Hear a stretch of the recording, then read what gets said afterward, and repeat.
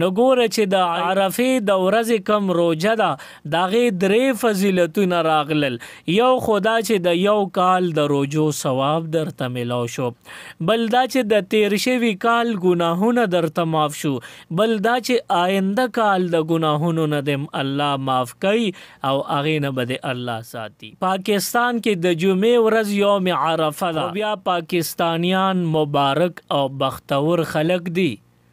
یو بل روایت تاسو وړاندې ذکر کوم. زمونږ په پاکستان کې یوم عرفه یعنی 9 ذوالحجه دا د جمعې په ورځ راځي. بنده چې د جمعې په ورځ باندې کوم نیکي وکړله نو دله به د دغې یوې نیکۍ یو په 80 ثواب زیات ورکوي. نو پاکستان والا 9 ذوالحجه یوم عرفه د جمعې مبارک ورځ د روژه ونیسي. حدیث مبارک کې دی چې چا روژه په یوم عرفه باندې ونیوله نو الله تعالی بدل د یو کال د روژو ثواب ورکوي.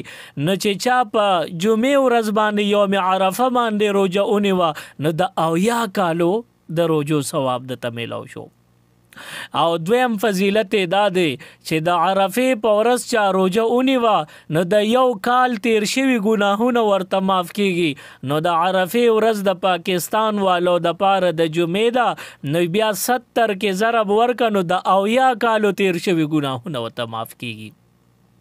او دریم فضیلت دا چې د عرفې په ورځ چا روژه ونیوه نو هغه د آینده یو کال ګناهونه معاف کیږي.